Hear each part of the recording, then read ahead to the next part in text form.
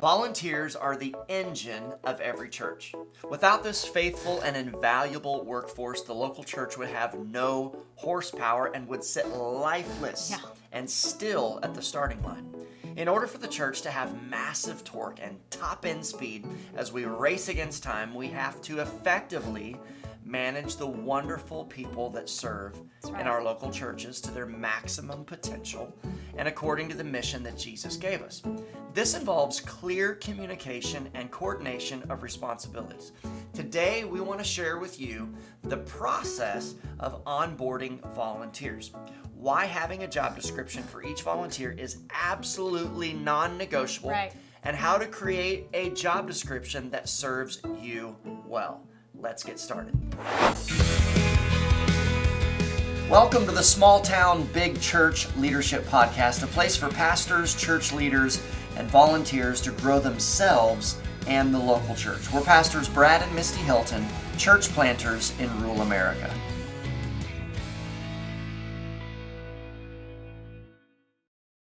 Well, you were probably provided a job description at your place of employment, or if you are the employer, you've probably provided a job description to your new employees or your job applicants.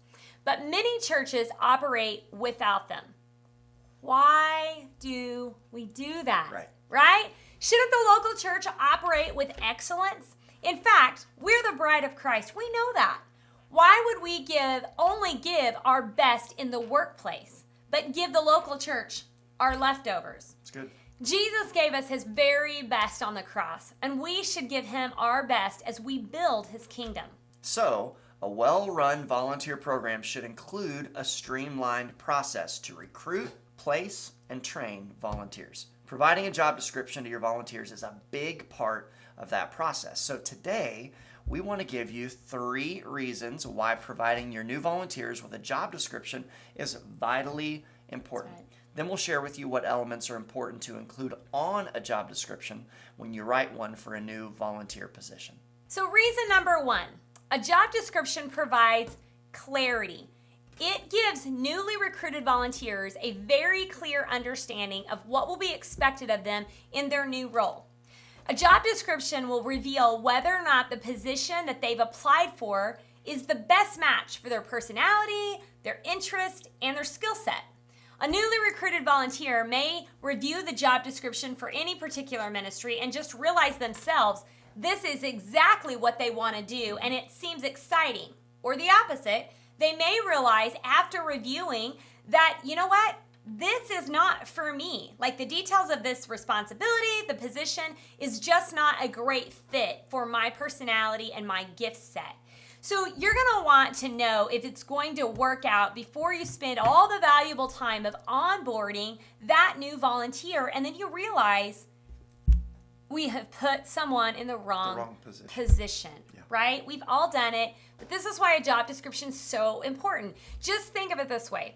Imagine if you were a church member at your church. You're feeling compelled to serve, and you see a ministry that looks interesting, and so you want to apply. And as you're reviewing that job description, you appreciate how informative it is because it paints a very clear picture of exactly what's expected of you as the volunteer, right? And you get to see that before you commit to that position. So clarity is so important. It's literally that simple. That's right. Reason number 2, a job description makes training new volunteers so much easier. Yes, it does. Imagine if you were trying to onboard a new volunteer and everything you are training them is simply verbal. Oh my gosh. And we've been there That's before. That's horrible. We've done it before. Either you're expecting them to have an impeccable memory. Right. You assume maybe they're videoing you with their Which phone, not. and they're not. Or maybe you're assuming they take really good notes. Which they won't. They won't. Or you anticipate repeating yourself over and over and over until they understand their position in full. That's terrible. No. You see, not having a job description in place creates a really big gap in your ability to lead your team and or your organization as well if you're a pastor. A job description reminds you what your volunteers are responsible for and makes your job as a leader so much easier, especially if you're managing multiple volunteers. I know for me, I have the privilege of leading many, many volunteers Right. in different departments, and it's really hard to keep up with everyone's responsibilities. Having the job description in place really helps me with that. All right, and reason number 3. A job description is a powerful tool for healthy accountability. Great leaders inspect what they expect. Yes, This they is do. something we say all the time. This means you lead continually with an awareness of how your volunteers are performing. Are they in step with the mission, the values, and are the responsibilities they've been given actually being executed the way that you intended? All right? If they are, this creates an opportunity for you as a leader to praise them for doing such a great job. This builds them up, it encourages them, it lets them know how much you appreciate them and you value them. And if they're not performing exactly in step with their responsibilities, this also gives you the opportunity in trainings or in a one-on-one to address those areas that need improvement. Right. So you can go back, you can pull that job description, and you can just remind them, right, of what it is that this position was responsible for. So if your volunteer is doing great, praise them publicly in front of the rest of the team. And if they need improvement or you need to bring some correction, do it privately. That really is going to be another video for another day, Yeah. but we never want to embarrass someone or belittle them or make them feel less valued. So another day we'll talk about that. Yeah, But for this now, goes hand in hand with yes. the job description and why it's so important. Absolutely. It is such a great piece for accountability. Right. Okay, so moving on.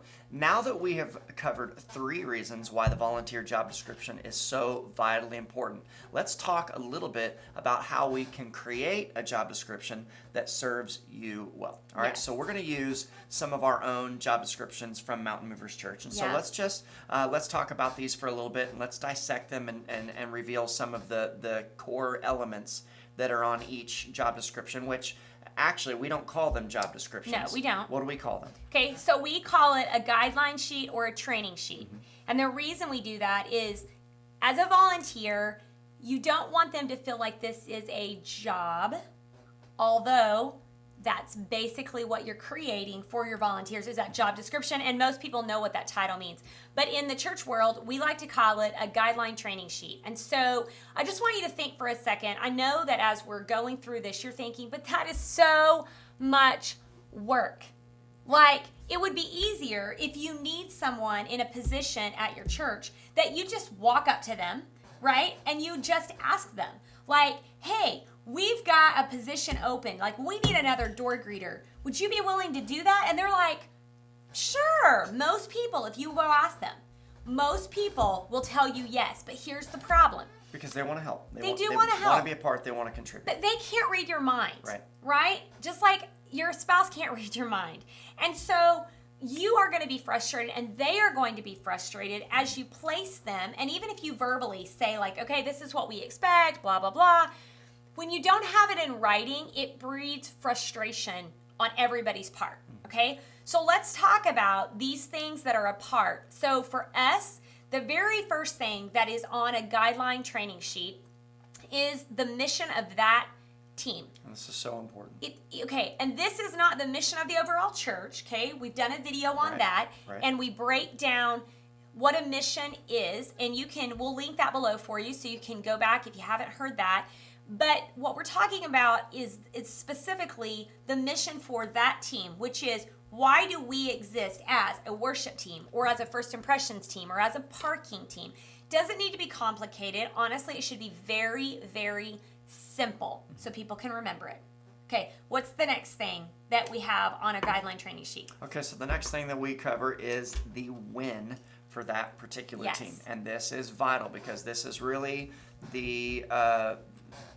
the thing that you're going to continually point back to. Because it's what's most important. Every time they serve, this is really what measures Yes. whether or not we're winning. And again, Exactly. we've done another video on that. We encourage you, another podcast, Yes. we encourage you to go back and watch it or listen in to see what the win is all about, because this is really the main ingredient Yes. to having a very, very healthy culture, but also an effective Yes. volunteer team. Everybody wants to be a part of a winning team. winning team. And this Putting it in writing, again, helps the volunteer make it more memorable. You know, you've all heard the statistics that talk about, people only retain about 10% of what they hear, right?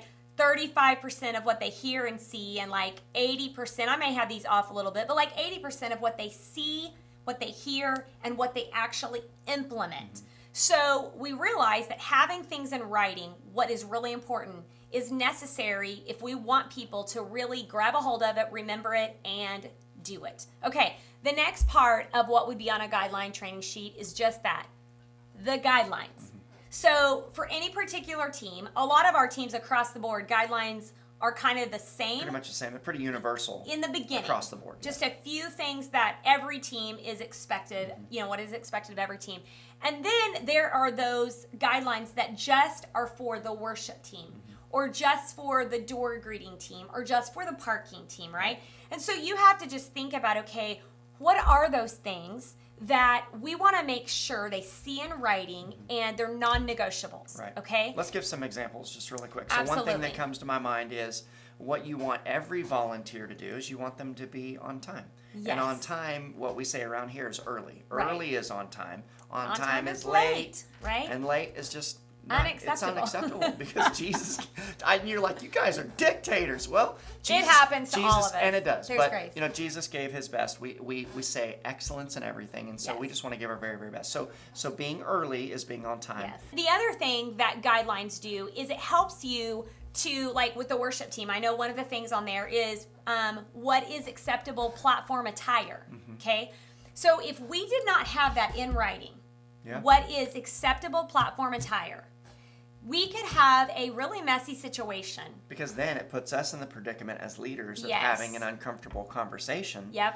When we could have prevented that. Exactly. By having it in writing. So, we've even had, Brad, people who read our guidelines for the worship team. And even because things like your lifestyle outside of church is expected to, honor God, your social media platforms, those type of things, people have literally said, you know what, I just don't think I'm ready. Yeah, my lifestyle isn't consistent with the values of the church. And so they chose themselves to, like we talked about earlier, to just say, I don't think this is the best fit for me right now. And it saved me and you from having some really awkward, difficult conversations. And them. Yeah, absolutely. About their lifestyle. So do yourself a favor and do the footwork ahead of time to put as much of these things in writing to prevent yourself from having those conversations. I remember something that my grandfather always used to say, any job worth doing is a job worth doing right. Yes. And I said, why, Grandpa? He said, so you don't have to go back Yep. and do it a second time and have to do it all over again. So save, and Grandpa was right, okay? Yeah. Save yourself the time, save yourself the pain and the hassle, and just do the work ahead of time and do it right. Yes. Put everything down in writing as much as you can think of, Yes. so you don't have to have those difficult conversations. Okay, and so the final thing that would be on the guideline training sheet then would be positional descriptions if that team has different positions. Even if it is just a one sentence positional description, that is really important to put on your sheet. Now, right now you may be feeling overwhelmed and thinking you have no idea. Like, I'm part-time. I do not have time to do this. Listen, guys, we are talking about no more than one page, preferably only front. Some of our teams are front and back, but absolutely not more than that. People People cannot handle that. It's overwhelming. Okay, it's overwhelming, and for you, it's overwhelming to write. So we're going to link up a couple examples, just some PDFs that you can look at, and I want to just tell you this. Like anything that we put out, you are welcome to take it, make it your own, adjust it for your team. We are all about helping you grow the local church, and we want to help you learn some of the things that have really helped us. Stephen Covey wrote an incredible book called The 7 Habits of Highly Effective People. It is a great book. And the 7th habit is sharpen the saw. Yep. And the illustration that he gives is, imagine if you're trying to cut firewood, you're using a chainsaw, and it's dull. We've been there. And you're sitting here like the chain is just spinning and spinning and spinning. You're getting and there's nowhere. Sparks, and you're just not getting any good traction. I mean, it will cut, but it's a very, very slow and ineffective, frustrating annoying process. And when what needs to happen is you really just need to take a break, set the saw down, and get out the file and make time to sharpen the saw so that the saw can do its job effectively and efficiently. It's good. And productively. And so, operating your ministry is really very much the same thing. Yes. Take the time to make the job descriptions for these volunteer positions, and you will realize that you will be massively saving yourself a lot of time. You'll be way more productive. Yes. There will be better communication. Everybody will thank you for it because the way your team operates will be so much healthier and so much productive. Yes. So we hope that this information has been a blessing to you. We hope to hear back from you. Comment, let us know if this has been a blessing. We'll see you next time.